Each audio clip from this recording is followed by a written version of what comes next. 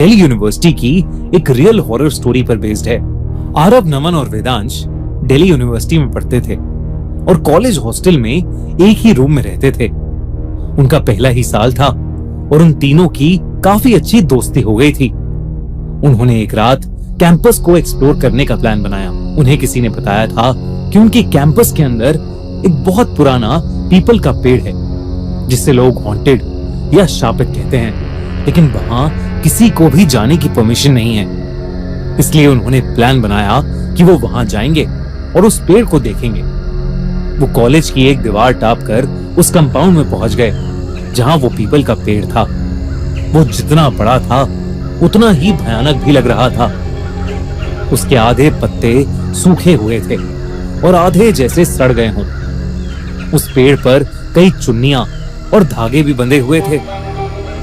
वेदांश ने मस्ती में दोनों को डेर दिया कि अगर उनमें से कोई भी उस पेड़ से एक चुन्नी निकाल के ले आएगा तो वेदांश उसे 2000 रुपए देगा। घबराए हुए नमन ने तो पहले ही मना कर दिया, लेकिन आरव एकदम से पेड़ की तरफ चलने लगा। नमन ने डरते हुए आरव को रोका और उस पेड़ की कहानी बताने लगा। उसने बताया कि ऐसा कहा जाता है एक लड़की को उसके बॉयफ्रेंड ने कई साल पहले मारकर उसे उस पेड़ के नीचे दफना दिया था। कहते हैं कि उस लड़की की आत्मा आज भी उसी पेड़ से जुड़ी है। माना जाता है कि आज तक जिसने भी उस पेड़ को छुआ है उस लड़की की भूतनी ने उसकी जान ले ली है। पर आरव नमन की इन कहानियों का मजाक उड़ाने लगा और बिना डरे पेड़ के सामने जाकर खड़ा हो गया।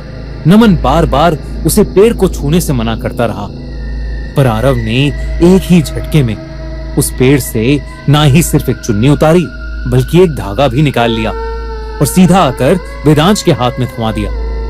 वेदांश ने उसी वक्त शर्त के मुताबिक आरव को पैसे दिए और वो दोनों डरे हुए नमन का मजाक उड़ाने लगे। कुछ देर बाद वो तीनों वापस अपने हॉस्टल में पहुंचे। एग्जाम्स खत्म होने की वजह से ज्यादातर स्टूडेंट्स सेलिब्रेट करने बाहर गए थे, तो उस रात वो तीनों अपने फ्लोर पर बिल्कुल अकेले थे। डर के मारे नमन ने अंदर से दरवाजा बंद कर लिया था और वेदांश और आरव भी थके होने के कारण कमरे में जाते ही सो गए। कुछ ही देर बाद शीशा टूटने के जोर की आवाज से तीनों की नींद एक साथ खुल गई।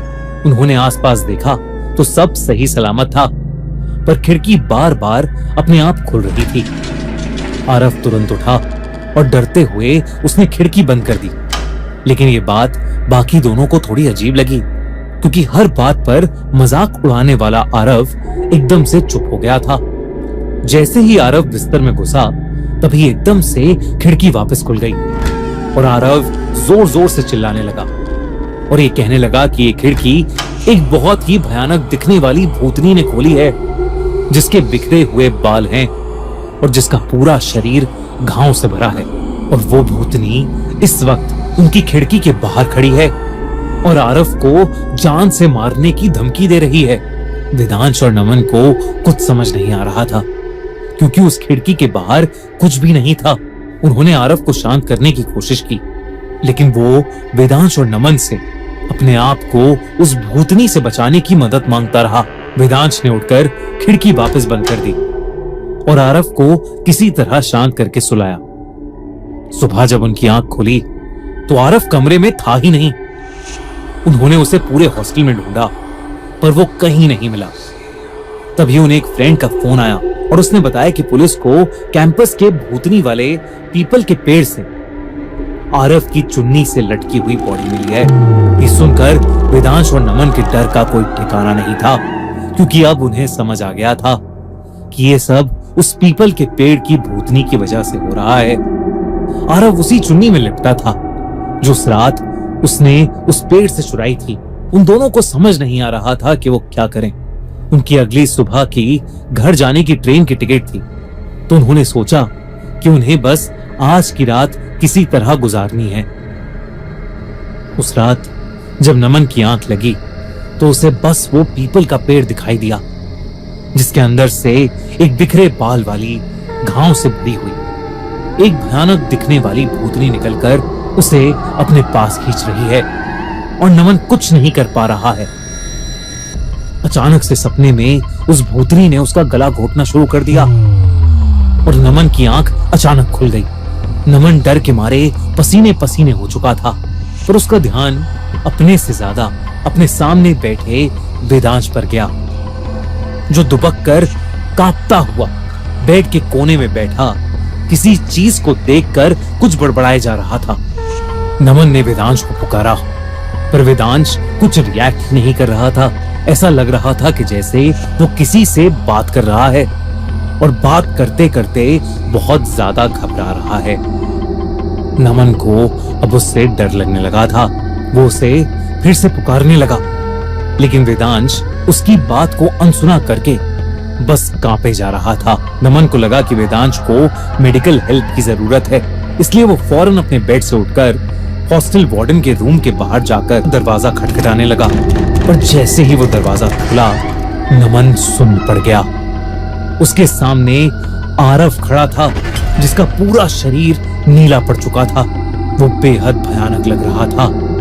उसके हाथ में वही चुन्नी थी और वो धीरे धीरे नमन के पास आ रहा था।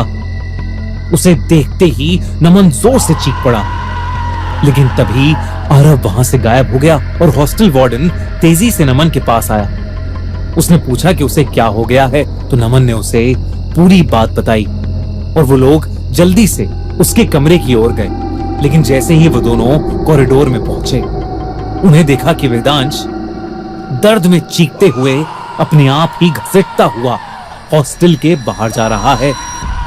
वो दोनों उसके पीछे पीछे भागे और उसी पीपल के पेड़ वाले कंपाउंड में पहुंच गए। वहां उन्होंने जो देखा, वो देखकर उनकी हालत खराब हो गई। वेदांश हवा में फ्लोट कर रहा था। साफ साफ दिख रहा था कि वो किसी अदृश्य शक्ति के वश में है। वेदांश दर्द में चीख रहा था, जैसे कोई उसके अंदर से उसकी जान निकाल रहा हो। नमन उसे पुकार रहा था, पर उसका वेदांश पर कोई असर नहीं हो रहा था। तभी वेदांश की गर्दन अचानक से चटक गई और वो जमीन पर नीचे गिर पड़ा। इससे पहले कि नमन और वो हॉस्टल वार्डन उसके पास जा पाते, उनके सामने वही बिखरे बाल वाली, घावों से भरी हुई एक भयानक दिखने वाली भूतनी आ गई। वो बेहद खूंखार दिख रही थी। नमन और हॉस्टल वार्डन दोनों उसे देखते ही बेहोशी की हालत में आ गए और नीचे गिर पड़े। अगली सुबह जब उन दोनों की आंख खुली, तो उन्हें देखा कि बेजान सा वेदांश वैसे ही उस पीपल के पेड़ से लटका हुआ है जैसे आरव लटका था। ये खबर पूरे कैंपस में फैल गई और उस पीपल के पेड़ के उस पूरे कंपाउंड को सीमेंट से बंद कर दिया गया। नमन ने उस पेड़ का मजाक नहीं बनाया था और शायद इसीलिए वो जिंदा बच गया। पर लोग आज भी उस रास्ते के आसपास जाने से डरते हैं, क्योंकि क्या पता उस भूतनी का अगला शिकार वही बन जाए।